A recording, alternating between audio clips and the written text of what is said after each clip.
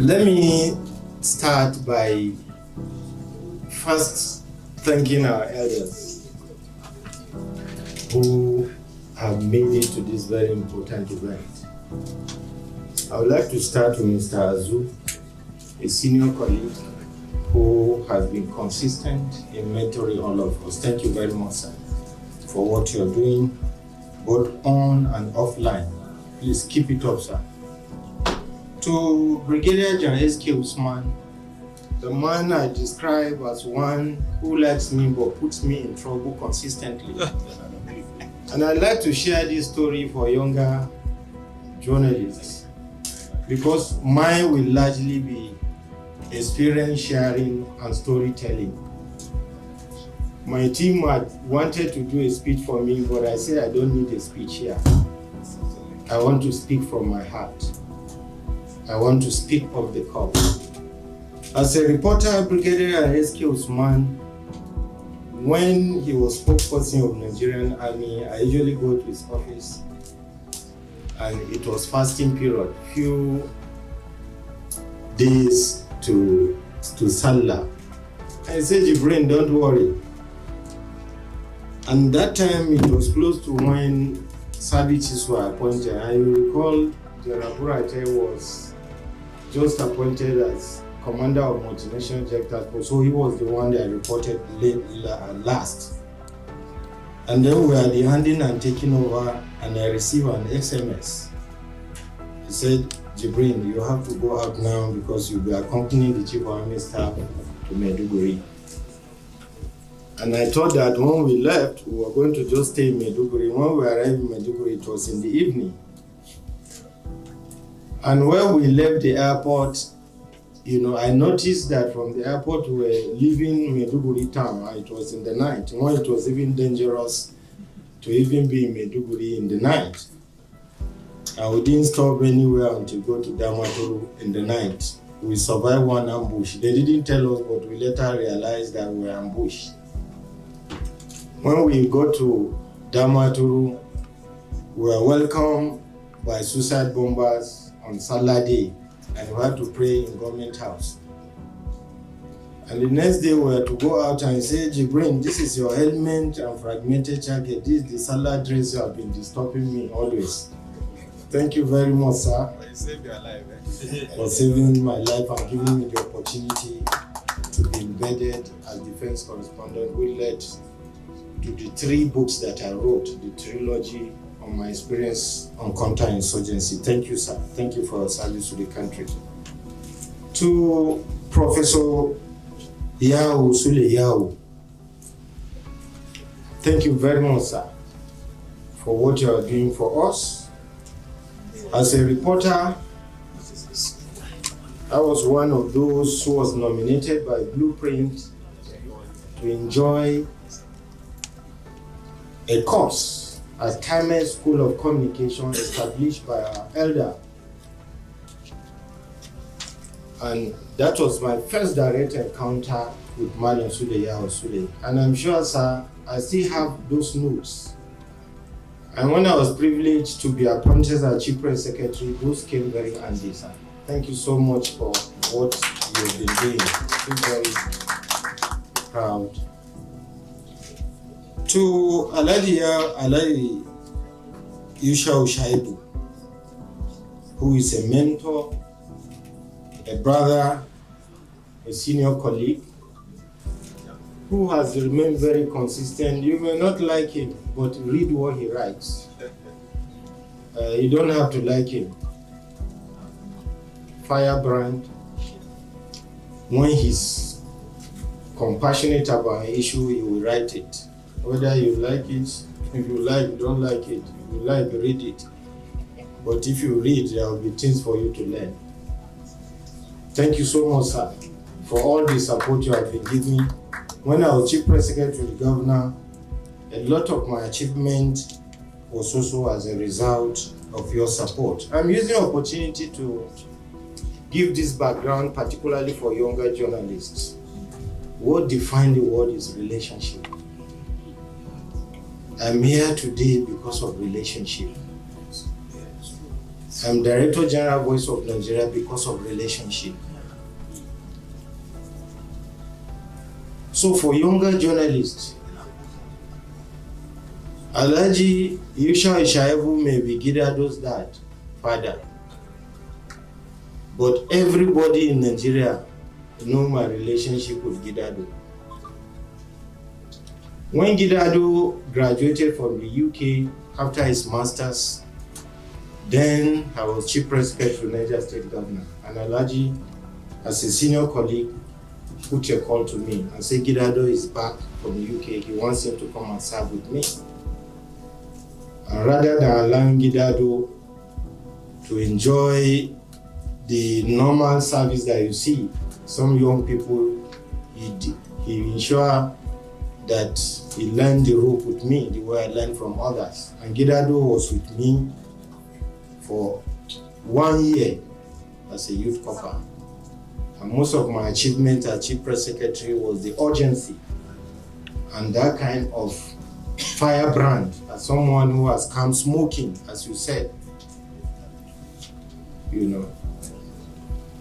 and we make our best. And by the time we left Niger State, with all sense of humility, our shoe became too big for anyone to feel up to today. We were professional, we were forceful. We didn't just work in Niger State. I didn't just work with my team as just a spokesperson who write press releases. No. I work as an insider and was what you call someone like Mr. Azu, you call him with his first name. Relationship. I've told people, if you're a journalist for 5 years and you check your phone, there are no numbers that you can call. In time of emergency, you are in the wrong profession. Just leave it.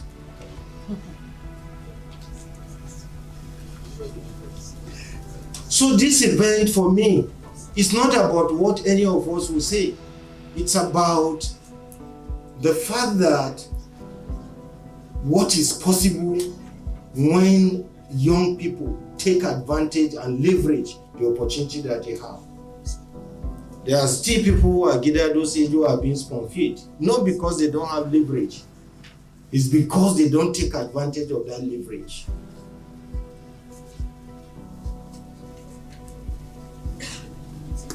When I left MENA, even though he was doing other things, we maintained the relationship. When the minister then was contesting for governor, we were in the background in the team. And when I was appointed as Director General Voice of Nigeria, naturally, he moved with me and other people. So even my success as Director General Voice of Nigeria, a lot depend on Gidado and other team members. There are very challenging moments that we have managed, which some of those stories will be in my memoir in the future by the grace of God. So for young journalists, hold the mic.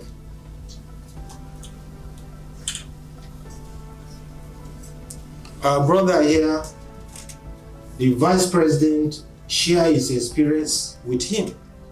Mala Ismail Onipeda.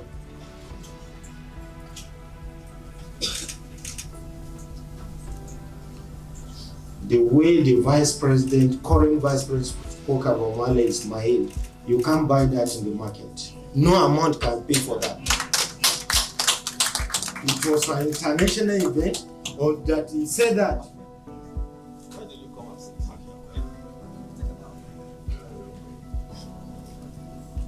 So I want to use the opportunity to all the young journalists here. Journalism is not a sprint race, it's a long distance race. But above all, believe in Nigeria. Don't be part of the naysayers. And be careful. And be responsive. and responsible on the social media. If you are not sure, don't share.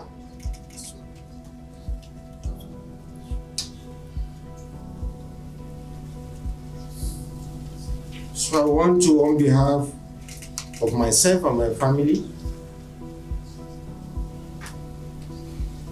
because the only person, as private as I am, that have access to my family is Gidado. Nobody else. No director, no staff in Voice of Nigeria know where I live, apart from my driver and protocol. It's only Gidado that my wife and children, that have access to my wife and children 24 hours. Nobody else. My protocol officer is here. I've been DG for 2 years. Doesn't have my wife's number. And nobody involved. Nobody. No director has been to my house. Nobody. But he has unfiltered access to me and my family.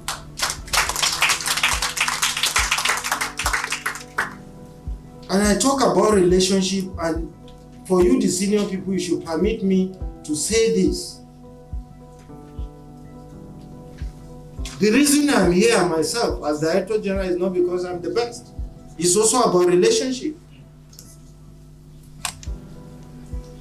When this administration appointed minister, the Minister of Information and National Orientation, my boss, my mentor, Elijah Mohammed Idris, FNIPI was appointed Minister of Information. And the way Gidado moving with me when I was voted DG, naturally,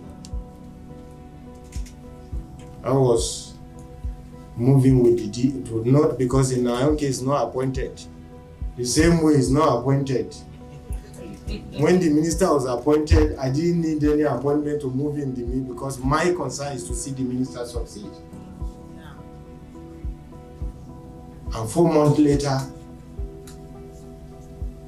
when appointments were to be made for head of agencies, I was announced without me knowing anything about it.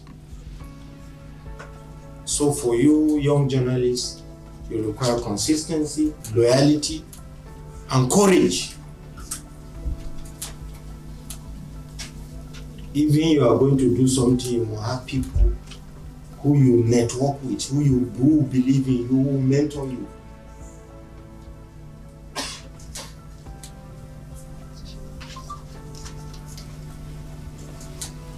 So I'd like to thank all of you. Alhaji Ishao, thank you so much, sir, for what you're doing. All the senior people here, the youth corpers, the interns from Voice of Nigeria and other institutions, thank you very much. Please let us believe in this country. Let's look at the opportunities that are there in for all of us. On behalf of the management and staff of Voice of Nigeria, I welcome all of you and I look forward to a very fruitful and wonderful delegation.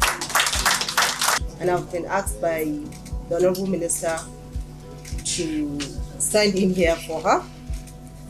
I resonate with all that was said by my elder brother, because I'm also standing here because of relationship, because of mentorship. The Honorable Minister of State for Education is my mentor, and she was my lecturer right from undergraduate. So she chose me to be her SA, not because I'm the best, but because we have a good understanding, because we have a good relationship, and because she knows that I've got her back. So I agree with what my brother mentioned. And I was sitting down there, I was blushing. I think I'm meeting Gidado for the first time. We haven't even met, but I've heard a lot about him. And I'm happy because he is from my alma mater, from BUK, and from the alma mater of the Honorable Minister of State for Education. So great Bukites, we have them here. Great Bukites. Please let's give ourselves a round of applause.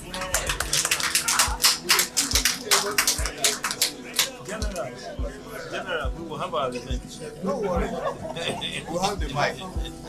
So I'm reading the goodwill message. It will take a bit. It will be a bit long because there is my part and there is a part of the Honorable Minister.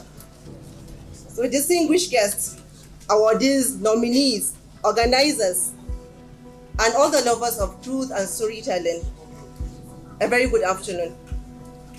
It is a great pleasure to be here today. And as earlier introduced, I'm standing before you to represent the Honorable Minister of State for Education, Professor Suwaiba Said Ahmed.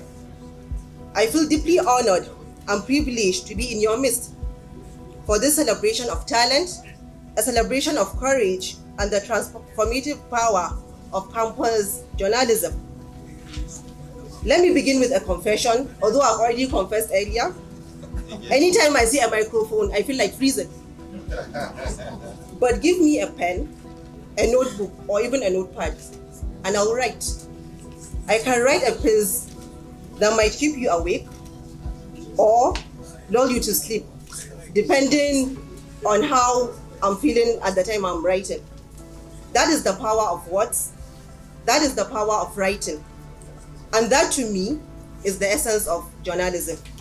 For me, journalism is the power to tell stories that matter, to illuminate truth, to question, to inspire, and to connect people across divides. It is curiosity in action, it is courage in words, and integrity in practice. I love to write because it allows me to speak without fear, to express what cannot always be said aloud. So if you visit the Honorable Minister's office, some of you that have been there, just look at the left corner of the office. You will see a long frame, a standing frame, carrying words that I wrote. Like I mentioned earlier, she is my mentor, and she has tutored me right from level 1. So I wrote some words just to capture who she is. As my boss, there are a lot of times that I want to tell her something. I cannot be able to do that. And I want her to be always reminded about how she started, where she is, and the hope we have for her in the future. So I decided to put those words into writing and place it as a frame. Whenever she comes in, she'll glance through and it will serve as a reminder. I don't have to face her and tell her that, Ma, you have to do this, you have to do that. That is my own strategy. So among the lines, I'll read part of the lines that are contained in that frame. Beyond power and titles, there was you. Your grace filled every room before your name did. Power was never your pursuit, but with excellence, it found you. This is just an extract from the...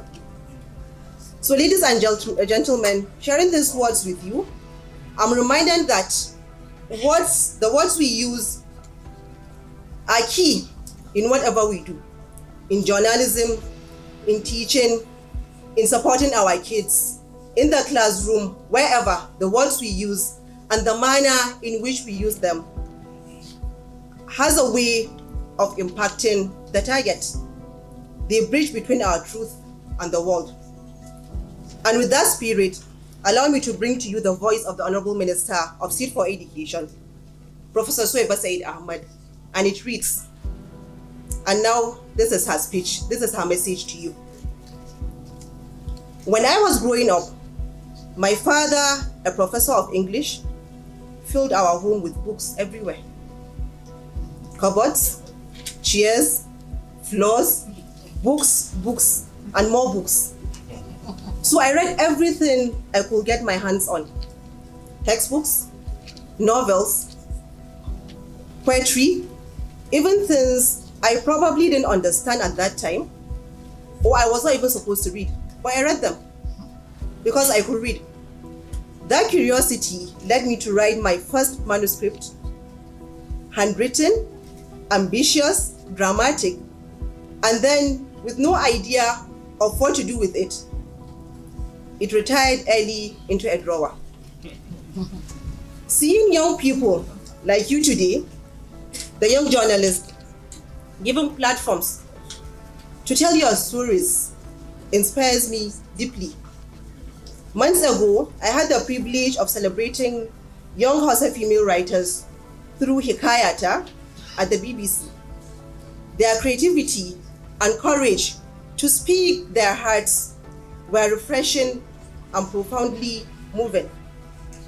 That is why I'm deeply concerned about the silent pain in our education system, the learning poverty, the inability of children to read age-appropriate text, and the risk that some children may never experience the sweetness of reading. I promise to do everything humanly possible to improve foundational learning, because that is where we are missing it, so that our children can enjoy the freedom, the joy, and the power that come with reading, the power that comes with storytelling and expressing themselves. This year's theme, AI and the Future of Journalism, is especially exciting. The power of AI is enormous.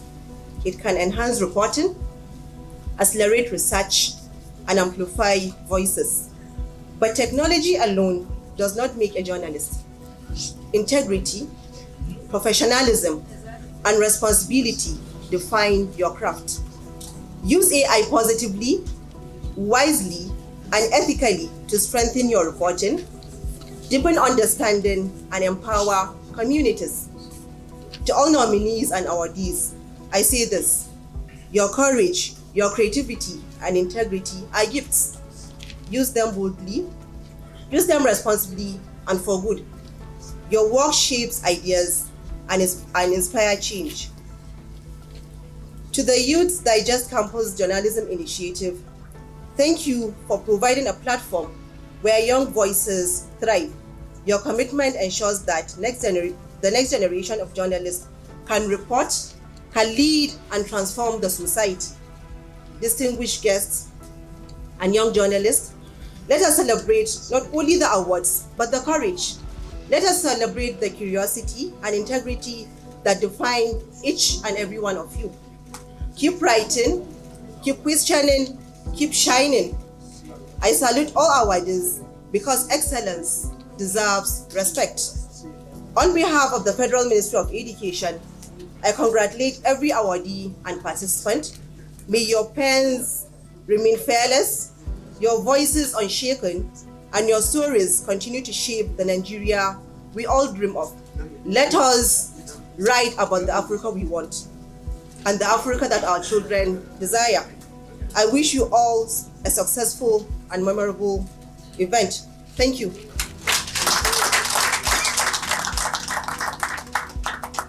Ladies and gentlemen, let me lead to adopt well-established protocol. It is indeed an honor to be part of this very important gathering. When Grado started this, it was like just try and error. Today, I tell you, this particular event has become a mirror to many, not only in Nigeria, to many other countries are trying to copy how youth can actually be productive and useful. I'm so glad. Why?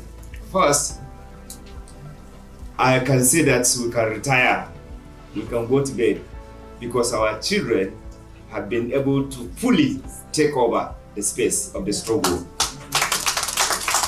So today, if I go back home, I can sleep well, and I've been doing that. Many of the things that I do, Gidado and Co are the one doing it. So I can tell you that we are glad that we have not invested in the wrong direction.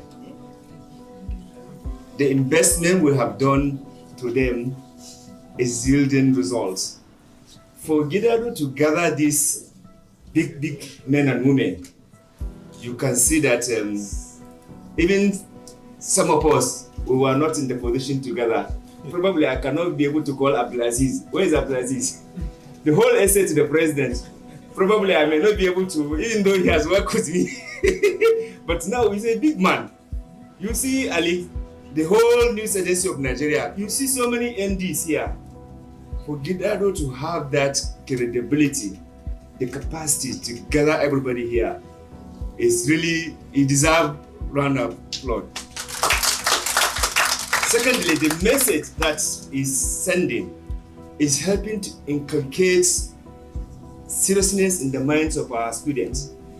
When you are in the university, some people, unfortunately, they do yahoo, they do courtesy, they do other things. But Gidado is helping to determine that our young people are actually leaving university in manner that they can be productive and they can be marketable.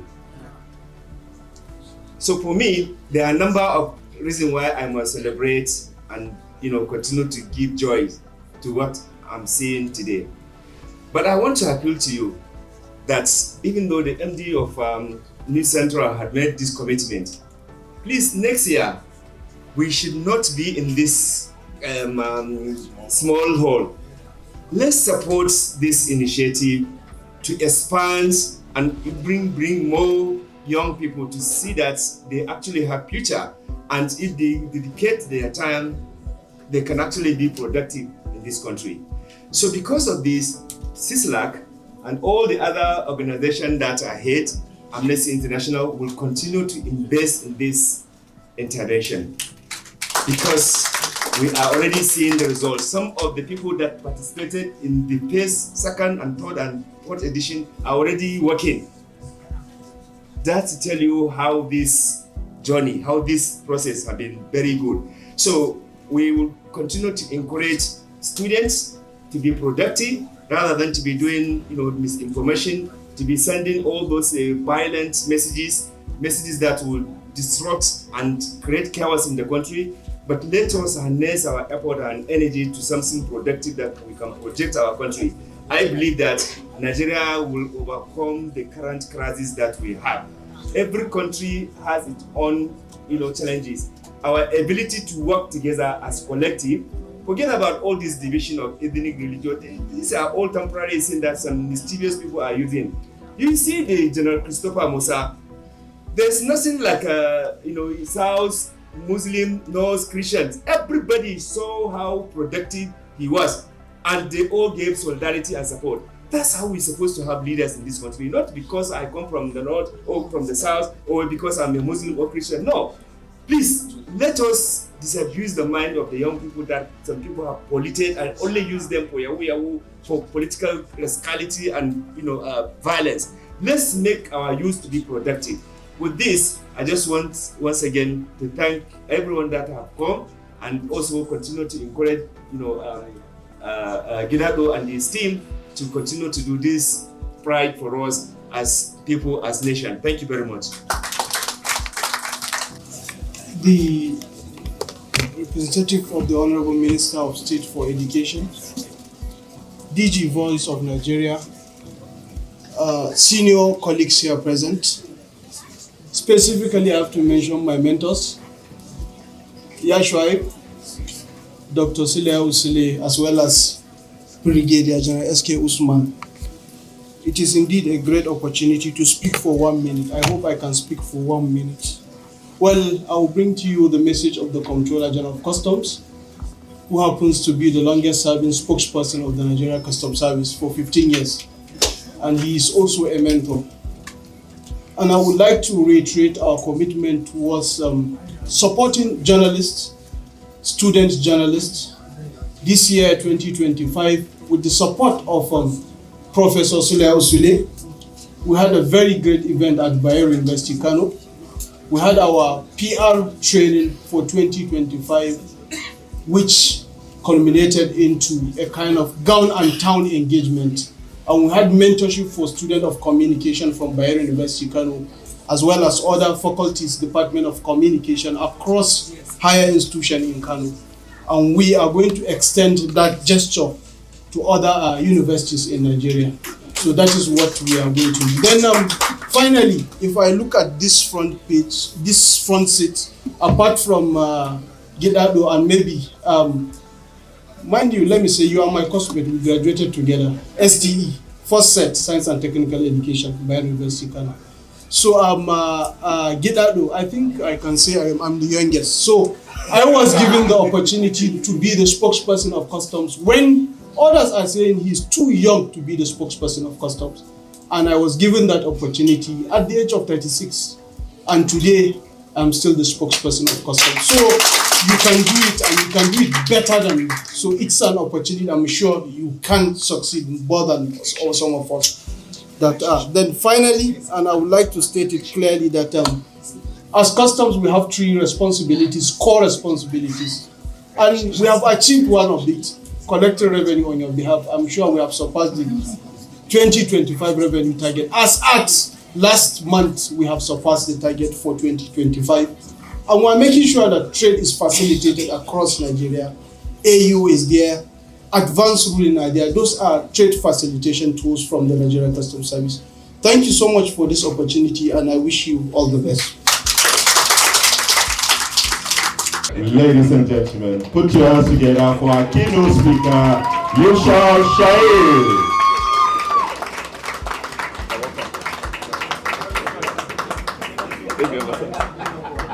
I don't know what to start with. Great Bukai. Great Bukai. Great. Thank you very much. You look for trouble. We're highly honored, deeply honored to have all of you here. In fact, from the previous speakers, there are some keywords that I picked, which actually is part of what I'm going to discuss on this presentation on AI, especially the usage.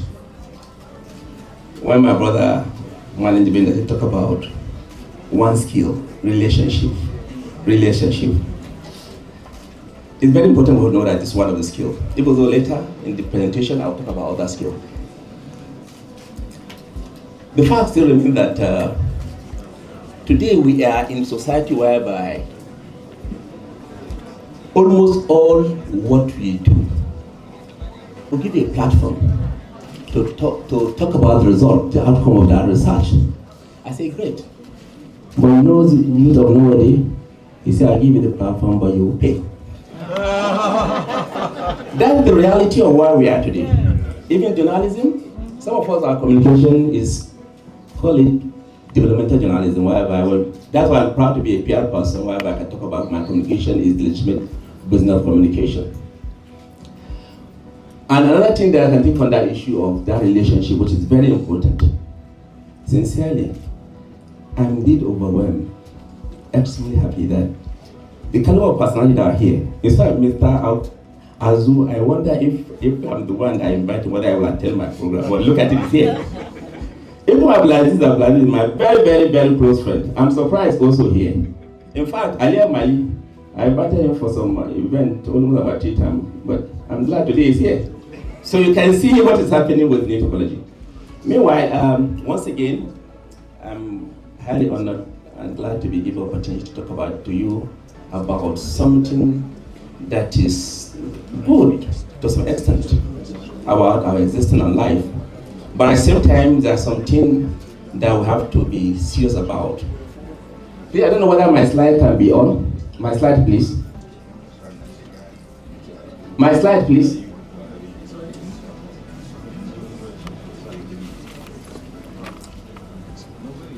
Okay.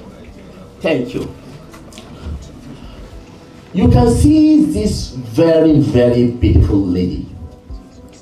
But this very beautiful lady is exactly how most of us are today. 25 years ago, every other person are like me, 100%, think women, relate with friends, everything. But now, half of our life, human, half of our life, technology. And you know what happened? When the internet came, unfortunately, for African, mostly Nigeria, when it came, we relax, we welcome it. And how we welcome it? We welcome it, especially by the media, while we're talking about communication, the journalists, the editors are here and publishers are here. we relax, we welcome it. But what happened is, everybody can open www.yashiabureporter.com and I become overnight what? Reporter, editor, and publisher. Am I right? Before then, it's not possible. There's no way. You have to be trained. You have to have the ethical responsibility before you can be assigned to be a correspondent, not talk about editor. But today you can see everyone claiming to be a journalist, a publisher. We relax. What happened to that inclusion? The next one, social media came with the language on, let us amplify your voice. Oh, that time, Mr. Azu, I remember what Punch did. He said, Punch refused, said, we are not going to allow our people to go online. Am I right? In fact, they have to be selling it because they know the danger of allowing people to take over their job. The only country that's challenging technology today is some country like China. But before you go there, what happened when social media came? We relaxed and said, we want you to amplify our voice. But what happened today? We are the editors, reporters, and publishers are not content creator, but content chaser. And you know what happened? When you talk about who are the media baron today in Nigeria, the editors, leadership, this day, publish, TV, NTR. Do you know who was the major media baron? The owner of Facebook, Twitter. Why? All the publishers, all the editors, everybody we have, they are all chasing, fighting to be seen and be followed on Twitter and Facebook. To the extent, even when they want people to see more of them, they have to pay those tech giants. So who is the publisher? Who is the owner? The editor doesn't have to control anymore because we relax and we allow it. Now we now find ourselves in the most scary, exciting moment of our life, AI. Presently, we are relaxing, we are enjoying it, we are happy about it. But what we found with AI is not telling us our own story, telling us sometimes we have to argue, which is say, no, this is the way I want it. That's why big countries like China bring their own because they know what's going to happen. That's why recently Russia banned some of those things. The fact still remains that you can see that picture. All of you, I don't even know how many of you say, maybe this is Shuaibu. Is this the real picture? The truth? I only take one picture. But that picture, none of them was this. What I tell AI, please AI, I'm going to do a presentation. Make this picture turn to smiling, crying, laughing, and this is what become Yushao Shuaibu. What is happening? This is the reality. We now go to can you go to the next slide? The research I conducted, which I talked to Girado, is about AI in crisis communication. But luckily enough, there's outcome of that research. The research, we asked most of spokespersons in critical institutions, Army, Navy, Air Force. In fact, all those who are in the crisis communication sector, to respond. We got 182 respond. But one thing just come, for all those who really know what is going on, especially when we now interview some professional. Why is Madam Mewada? Okay. It's one of, after we have get responder from military order, we now get 5 other professionals, like Mewada, like police PRO, like defense consultant. And all of them were saying one thing, that artificial intelligence is reshaping communication with speed and efficiency. That is just it. Speed, efficiency. But the fact, why demand transparent and responsible usage to ensure credibility and impact? Most of the time, and we did an assignment last night, we asked all of them to write 200 words about AI usage. All of them responded. But when you want to confirm, want to know the difference between AI and human content, we asked all the finalists to do what? To be on stage and speak for 2 minutes on what they wrote. What happened? I won't tell you that. But what we'll see later today is about 7 of them who did very well will now talk for 2 minutes about that presentation. Now, from the outcome of the research, I want to see, next slide, sir. The outcome of the research, I show something, especially from the crisis communication as well as what we asked the student. We now realize that actually AI adoption is growing. But the challenge is not uneven. It's growing, but most institutions, most organizations are yet to adopt it in their system. I doubt if anyone, both of us are using AI in office, but the school authorities, the universities, your company organization, did they adopt it? That is lacking. Then there's also, most of all, we keep on using AI for what? For what? We only use it for tactical, no strategic. Tactics, give me an idea, edit it for me, push it for me. What can we use for analysis and forecasting and prediction? We only use for that one. Same thing with trust deficit, as well as the fact that human synergy. I won't like to do much of time. I will run this one because I know all of you are also looking for the issue of the winners. Let's go to the next slide. So in the next slide, these are actually some of the opportunities that you get from AI. Even all the respondents, including the students and young writers, they confirm the fact that it is very effective, very useful when it comes to content creation and automation. It's also good, very useful for data-driven insight, like analysis. You can get volume of document, 1,000 pages, data of figures, and just put it there, it will help you work around it. And same thing with efficiency, and at the same time, multi-channel strategy. But meanwhile, there are some challenges. Challenges come in two forms.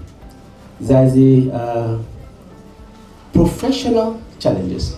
Please, can you go to the next slide? That is professional challenges. Do you know what happened? Some of you will see something in the black and another one in the red. This is what we are seeing with AI. Sometimes, most of the time you see video and photo, you think there's a lot of, in fact, we do fact check almost on daily basis. We are so overwhelmed that we believe that, come on, everybody should have fact check on their phone. You don't even know the difference. We have seen some people claiming that some Boko Haram, like just take the video of General Brigadier Oba, that they say they shot him. But when everybody say what? They say it was shot. No, it was not true. Similarly, they say they intercept some people taking up. They were not.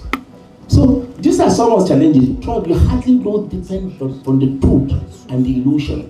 Similarly, there's also a challenge of trust crisis. What I'm aiming here is that the level of misinformation is increasing. And what will baffle all of us here is, do you know what happened? Every time when you would open your Facebook, Twitter, when you want to see advertisement, you see advert. If you want to write new book about anything, just buy this AI, just type what you want, you get the book, 1,000 pages. How can you sell something you fabricated which is not yours? And then, everyone, do you know the funniest thing? The question is that we are not even asking questions. And you now ask, why are these tech giants forcing this thing on our head? Why are they doing that? They are not, all the propagation, there are heavy investment on AI. There's heavy, you're welcome, Amnesty International Post. You're welcome, sir. There's heavy investment in AI, but do you know the question you ask yourself? Most of the investment in AI is done for what? They are actually not doing it for money. It's purely for competition. Purely for competition. The next challenge, can you go to the next slide? It's the ethical issue. Look at that. Look at what comes to your mind when you see a human being doing like this. Over-reliance. And even some of the students today, when we ask them that question, say, look, the challenge we're having now with that. Some of them have gone to a level, but when they wake up in the morning, they want to write something. They want to post something on Facebook. They copy it. They will write, how do I respond to this one? Hey, I love this. They post it. They are not asking a question about, is it my language? That one is there. In addition to that one, then in addition to that, the major challenge we are facing today about AI is that up to now, there is no regulation. Even I expect institutions like Institute of Public Health to do something. IPRA, they already having policy on how communicators should operate. But Nigeria, we don't have. And there are many, there are also what I call surveillance capitalism and user commodification. The AI user, the tech, they are making us as a product to sell their things. They are not seeing us as participants. Why not? They are making use of us to make money. These are the realities, there's no policy. So now, what are the way out? Basically, what I try to do here is to highlight the fact that there still need to be done. I was talking about new thinking, I was about strategic direction. Now what I mean here is that go to the next slide and see what you are seeing there. Next slide, sir. For some of you who don't know what Solar is another very interesting app. Very exciting, very lovely. But when I tell you one thing about Solar, you'll be shocked. One of the things that all of us, especially the campus journalists, all of you must learn going forward. Learn, unlearn, relearn. Keep on learning. So what you learn from this is about purely prompt engineering. How do I talk to AI to give me what I want? Do you know what Solar does? Look at what Solar does. But this please is mostly for entertainment, but not for anything how to do reality. But the fact is, do you know what Solar does? Solar, as I'm talking like this, take my video, I do my hand like this, it got my voice, it got my face, the contour, and the next thing I'll do, I just take it. Solar, this is Shoaib. I want him to go and walk out and bring two ladies with hijab, and then show him going to hotel, and then I don't want to talk beyond this. And guess one thing? Because I'm born again Nigerian. Do you know what happened? It will perfect you to the extent that when you get through the video, you get the exact tone, my voice, my gesticulation, my fashion, you get everything without any mistake. In fact, no matter how, it will be extremely difficult to even fact check the truth from the fake. But I use this one to say that, why do I know this? You have to learn. You have to have an idea about what is going on. Next to that is about fact checking. New thinking, prompt engineering, that's one area you should go into. One thing that everybody, anything, any story, anything you want to do, that everybody is doing it. But you have to be skilled. In what? What is next like, sir? Who's that guy? Looking doesn't look like me. Am I the one? No. But guess one thing. When I asked him I want to make a presentation, but show that I was arrested, he just get exactly my clothes. You are in trouble. Please change it. Don't let them look like me exactly. But actually, he gave me exactly my clothes, my face, everything. But because I don't want somebody here to only take the picture and share it, that was it. Please don't do it somehow. Let it look a little ugly. I think I'm handsome. So that's what he did. So can you fact check this? But there's a way you can fact check some of those things. And then you can see the effect of what we're seeing, a lot of fake news going on and on and on and on. So what I'm trying to say here is that professionals should use AI both as productivity tool, as a detection tool for synthetic content, manipulated media, and misinformation. It's very, very important we have to have that. Another one, I keep on telling people that the way I use AI, I don't use AI. In fact, before I ask AI anything, I must first do my homework. And anytime I send him a message, I only query him. In fact, he got a level where I query him, bring it back. One day, after I gave him highlight, perfected. I said, oh my God, I must have this guy. Let me just allow him. Yes, machine. I just continue. The fact is, use him. I'm sorry to use the word slave, but it's like your PA. And I asked some of my staff the other time, some of them are here, about 2 months ago. I asked them, now with AI, they are using AI. And I was pleased as I'm standing here. Is there any task that anyone is doing now in the editing, writing the story, editing the story, proofreading the story, perfecting the story, that I cannot do on my own alone, all of them, and get it done within? The guy who answered is here, Zachary. He said, oh guys, if you don't sack us. Because that is the truth. There's no more empathy. Because when there's no regulation, a lot of good things is going on. So go to the next slide. What we should do is, next slide, human oversight. At any given time, no matter what you do, we have to make sure that we check it. And most of the time, what I'll be doing something that I will call some extent illegality. You use AI to generate information, you use AI to get image, and you don't provide proper attribution. How is that? Is that ethical? It's unethical. Go to the next slide. That's what I tried to say in that slide. Declaring AI's assisted content will soon become a key ethical. In fact, if you are not careful, all the articles you are writing now, a time will come by next year, they'll not say, okay, anybody that copy somebody's work, like they do in YouTube, when you get somebody's video, they will penalize, they will charge you. They can even sue you. I'm happy Malabi when I was here, that's when they want to do a video, we just say, put audio, say, we're afraid of, because when we put that soundtrack, they will charge us, I want to know from custom. So that's exactly what, so for all your writing, you have to be very, very careful to provide attribution. If you think AI gave it to you without attribution, you will likely find yourself in trouble. And next slide. cross-platform integration. This is very simple. You use AI, this is sorry, but please perfect it so that I can go to LinkedIn, Twitter, and so on and so forth. It can help you do that one. And now, when you now ask me, okay, so what is the thing we need to know? What is the thing you want to learn about AI? The real skill that you need to learn to know about AI, I put them in C. But until when I come here, and when my brother management that she was talking, and I said, so there's another one. I have to get another C that will qualify relationship. So what are the C? Can you go to the next slide? Thank you. That's another area. I said, please just show me that I'm doing lecture somewhere. And here I gave me this one. Now, at any given time, that's what happened. Curiosity. Sometimes when I test something here, oh, so can I like this? I test it.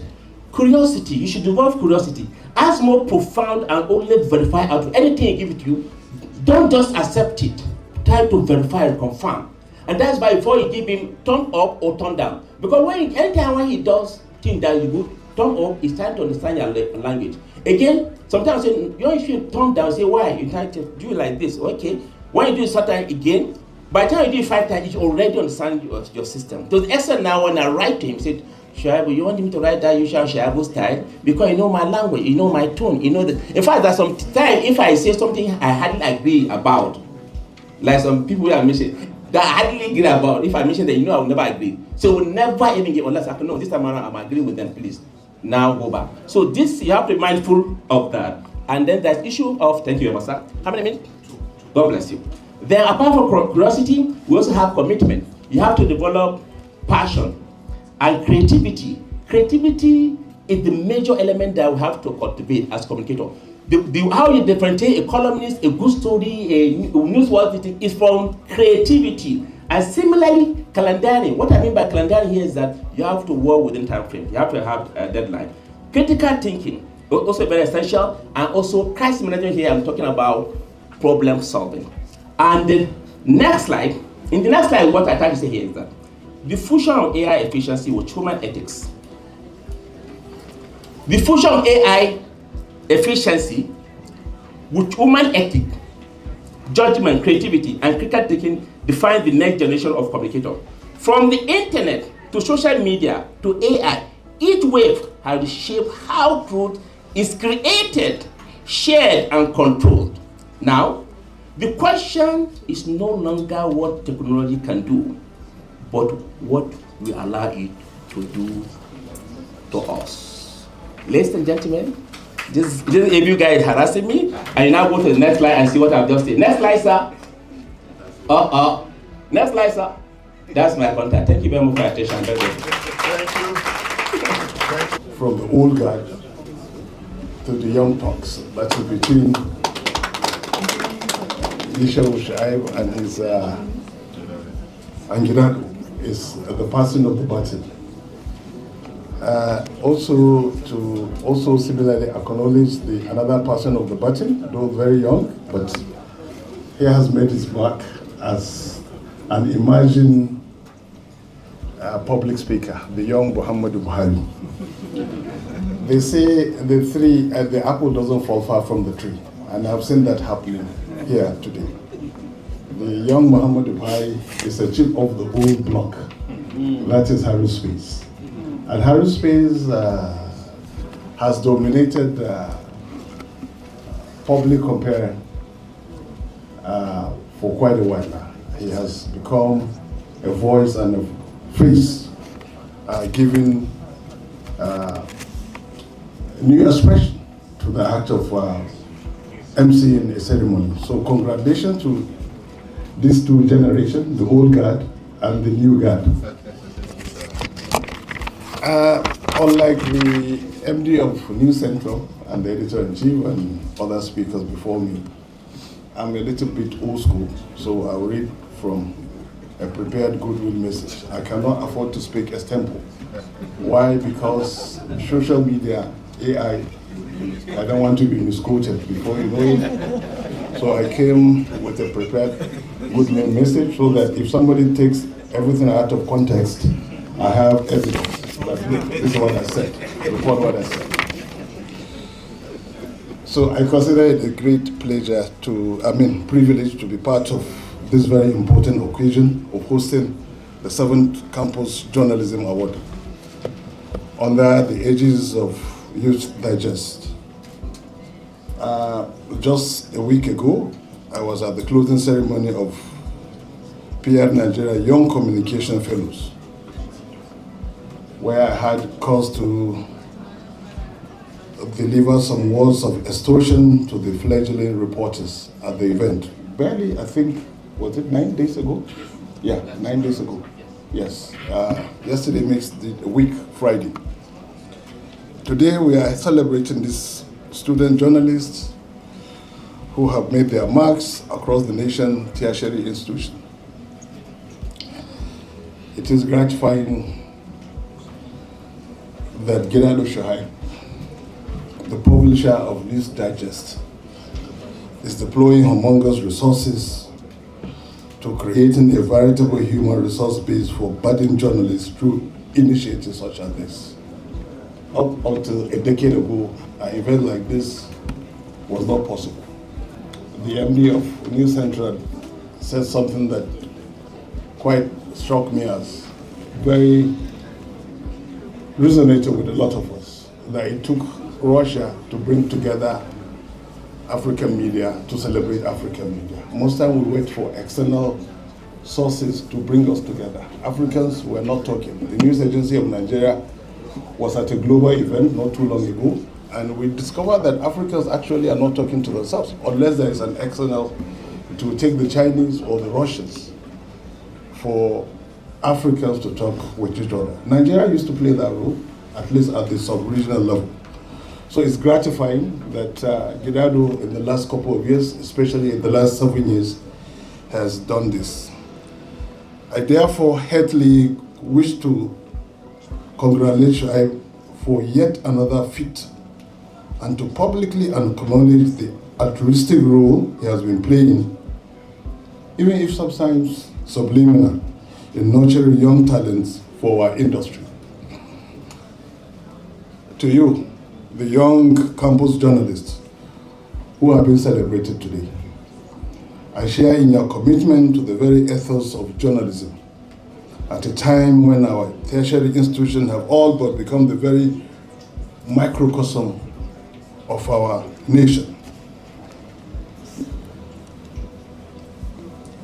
I can well imagine how you manage your reportorial schedules in the face of grueling lectures, a dearth of basic infrastructure on campuses, unhelpful, if not hostile news sources, as well as the ever-dangling sword of rustication, among other daunting challenges.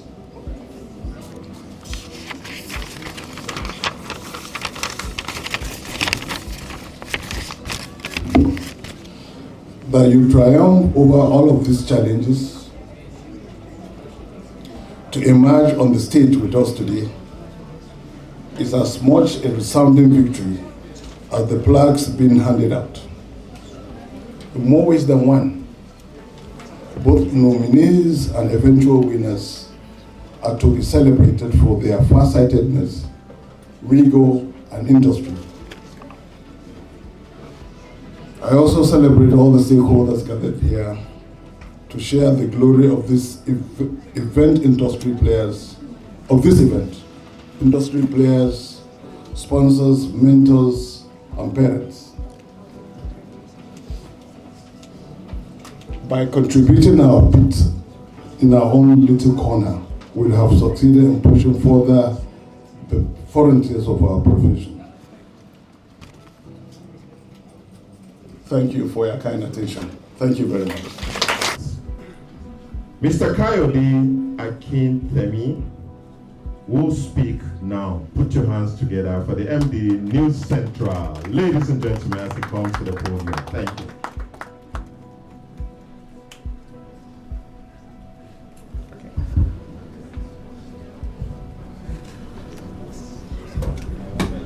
Good afternoon. I need to hear. We have a lot of students here. Good afternoon. Awesome. That is fantastic. This morning, Gidedo and I had a little conversation, and he told me about this event. I've been out of the country for the last couple of weeks. Last week I was in Dakar attending a conference, and this week I've been in Addis Ababa in Ethiopia attending the first African Media Awards. And this is an award that interested me. I took interest in it because of the fact that it was put together by RT, Russian television, meaning that Africans have not been able to do something of this nature in a grand style, and we needed Russians to bring the African media practitioners together to do something that we should have done. So I said, I will go there. I was invited. And all expenses paid, by the way. So the Russians did dole out the dollars to get us to come together to do this. It's not just the Russians that are doing stuff of this nature. The Chinese as well, just some weeks ago, invited the African journalists together to come to China. Americans are not interested. They're likely to tell us that we're not that good enough, especially with their current president, who really doesn't care about Africa, unless there is something to gain. Now, here is my message to you, not to the older people sitting in front, because my message is for those of us that are between the ages of 7 and 21, possibly 25. Us. I'm one of you guys. I'm the managing director, editor-in-chief of News Central Television. We're on channel 422 on DSTV, Go TV channel 23 on Star Times, and so on. For those of you who don't know, but I'll tell you that one of the things that we are making a lot of noise about is the fact that News Central, as new as it is, have been on the seat for 2 years in this position. The one thing that stands us out is that I make it very clear that we have to fearlessly, guys, the word I'm using, note, fearlessly reporting the stories that matter. That is what we do every single day. So if you see any story that does not show that we're being fearless in our reporting, then it probably didn't quite come from us. We cover the kind of stories that meant that some of my reporters will go to a place called Dansadel in Katsina. They will go to all kinds of places where it is extremely dangerous and it is worrying. And in some cases, they will tell you that the people who live in those villages need police escort to get there. Not police, soldiers. There are villages in Katsina State that those people cannot come out except twice a week. And my reporters have been there. Why am I sharing this with you? You're all journalists, I believe, or growing journalists, emerging, developing. You have to do this because you're fearless, you're passionate, and you're not doing it for the sake of the money. If what you want is money, please just change your course. Go and study something else. But if you're ready to be fearless and to do this with passion, and do this in a way that means that you will change something, or you tell a story that impacts lives, then you're in the right profession. One of the speeches I gave recently, actually this event that I attended, the Africa Media Awards in Ethiopia, I was put on the podium to speak about AI and how it impacts storytelling. And this is one of the things I said. I said to them very clearly, I said that people need to understand what is AI, and they also need to understand how does AI work. Because as journalists, and I can see some young journalists who are doing, or students who are busy having conversation at the back. But I need you to listen to this because it is very important. I said very clearly that AI uses algorithm to learn from vast amounts of data to identify patterns, make predictions, and perform tasks that typically require human intelligence. Ladies and gentlemen, this is what this means for me. Is there anybody in this room that can look left and right and tell me, oh, I can see AI here? Is there anybody that has AI sitting beside them? Absolutely no. So when people tell you that AI is going to take over a lot of jobs, it's going to take over your job, it's not going to take over journalism. That I can put something on the line and say, yes, I'll bet it. It's not going to. Why? Because based on the definition of how AI works, what it does is it gathers data. But AI is not a human being. It doesn't go out to gather data. So it means that you, as journalists, your job is pretty much secured. You're going to have to go out there and get the stories. And it is what you publish that AI does what? Through its algorithm, it aggregates and put together, then it tells the story when people go to AI and check. So your job is pretty much secured, but how do you want to do it? What are you going to do with it? What kind of story are you telling? Story that goes on TikTok alone, that make people laugh, ha ha ha. Or the ones that make people go like, Asai Mega, is that the one that you want to tell? Or the stories that have impact and that can change life and stay and change the trajectory and direction of your nation? So you have to make that choice. So I'm using this opportunity to just let you know that you have a profession that is noble, that is absolutely critical, that is actually described as the fourth estate of the realm.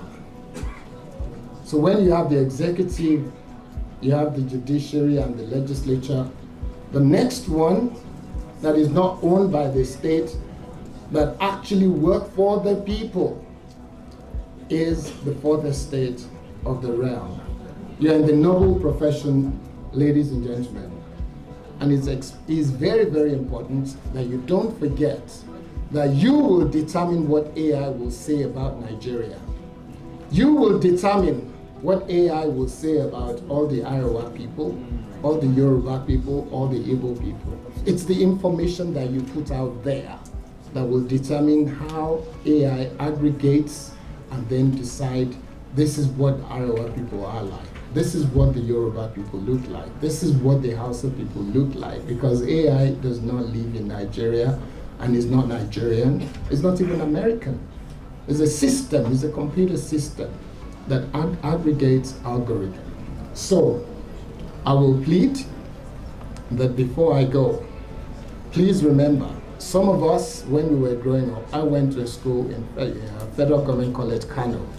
I also schooled in Lagos.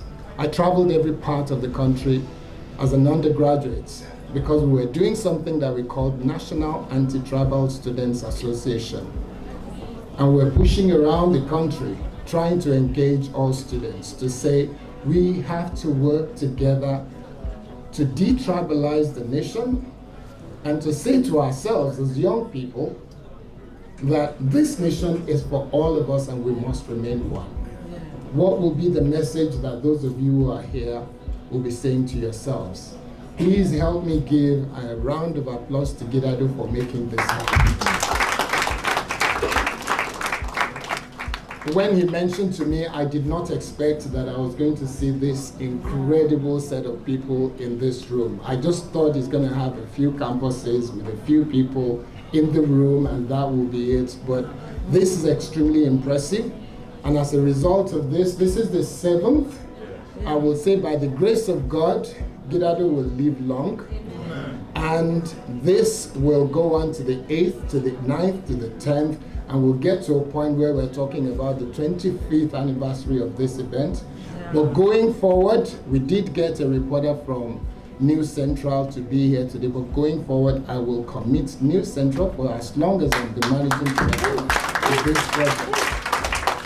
And I'm also committing to the fact that any other event that will involve young people, my dear brother, reach out to me and I will support it with everything we do. And the reason I'm doing that is because I have been very intentional from day one when I took over as the managing director of News Central. Gradually, I've increased the number of people below the age of 25 from being about 18% to 55% of our staff. We're increasing the number as often as possible. We probably are the one TV station that has more youth corpers in our organization than any other TV station. And every day when I come in, I go around, I hug them, I kiss them, I shake their hand, I pump their fist, and I encourage them because they're not the future, they are the leaders today.